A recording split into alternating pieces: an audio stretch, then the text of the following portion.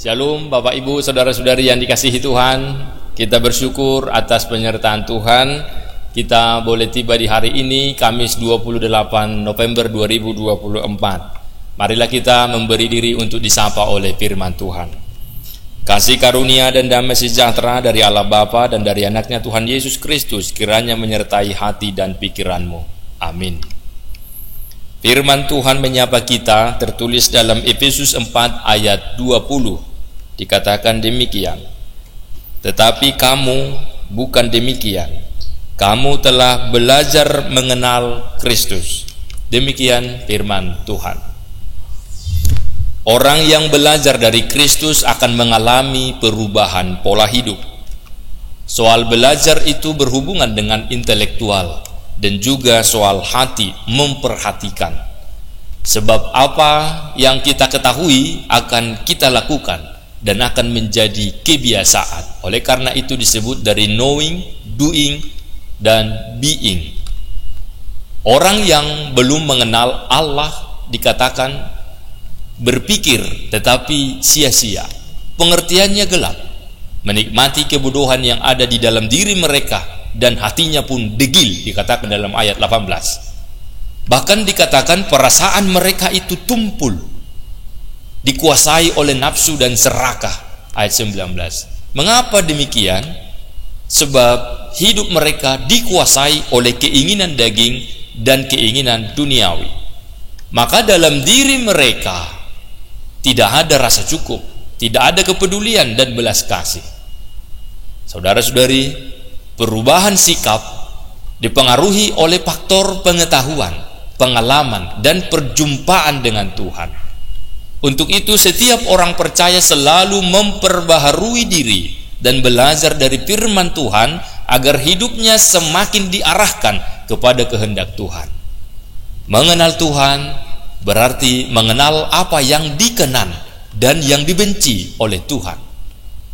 Sumber kekuatan orang percaya menjadi berbeda dari orang yang belum mengenal Allah adalah itu terjadi karena mereka mau belajar.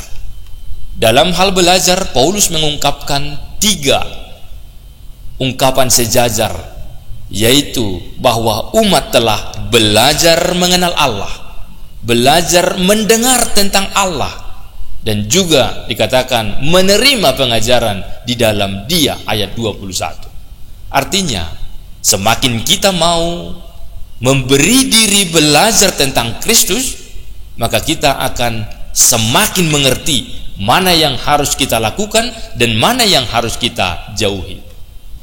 Maka umat percaya selalu diingatkan untuk tidak jemu-jemu membaca Alkitab secara tenang, hening, dan merenungkannya, nang, ning, nung, dan berdoa memohon petunjuk dari Tuhan sekaligus penyerahan diri.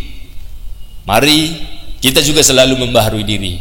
Kristus adalah pusat pengajaran di rumah kita masing-masing. Bahkan seluruh proses dari pengajaran haruslah berpusat pada Kristus.